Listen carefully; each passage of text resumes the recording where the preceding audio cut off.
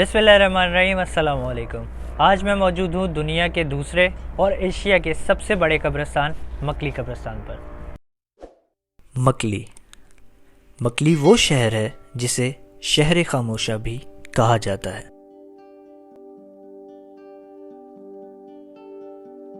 मकली का कब्रिस्तान ठट्टा शहर के इलाके मकली में मौजूद है, जो कि कराची और हैदराबाद के दरमियान वाक़ है और दोनों ही शहरों से 100 किलोमीटर के फासले पर है।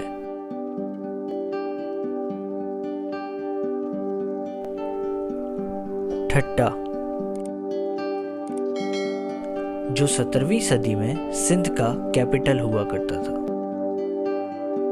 8 मरबा मील पर फैले हुए इस तारीखी कब्रिस्तान में 5 लाख से ज़्यादा कब्रें मौजूद हैं और 5 अदवार यानी कि 5 डेकेड्स के बादशाह और गवर्नर्स के मज़ारात भी मौजूद हैं, जिनमें सम्मा, सुमरो, मुग़ल, अरगून, तुर्खान शामिल हैं।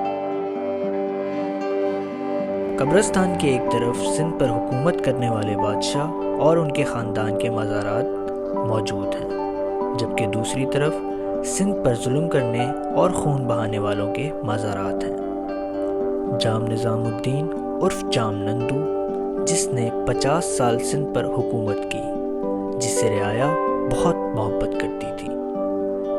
इनके मज़ार के अलावा सिंध के बड़े सिपह सालार दूल्हा दरिया खान, जाम तमाची, ईसा खान तरखान और दीगर के मज़ारात भी मौजूद हैं।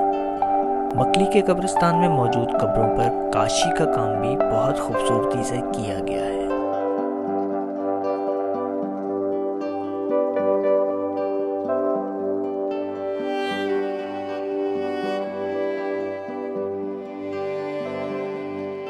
इसकी मरम्मत में मुस्लिम, हिंदू, पर्शियन, मुग़ल और गुजराती मजदूर शामिल थे।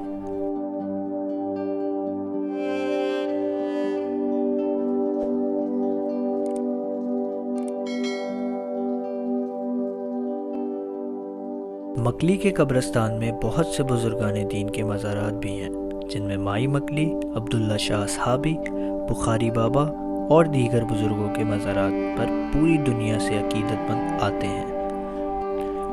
यहाँ की कब्रों पर लिखी गई कुरान पाक की आयत का एक एक हर्फ साफ पढ़ने में आता है।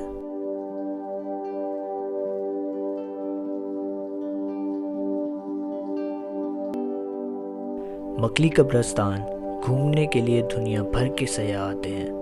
मकली का कब्रिस्तान अपनी तामीर और खूबसूरती की वजह से एक शाहकार है।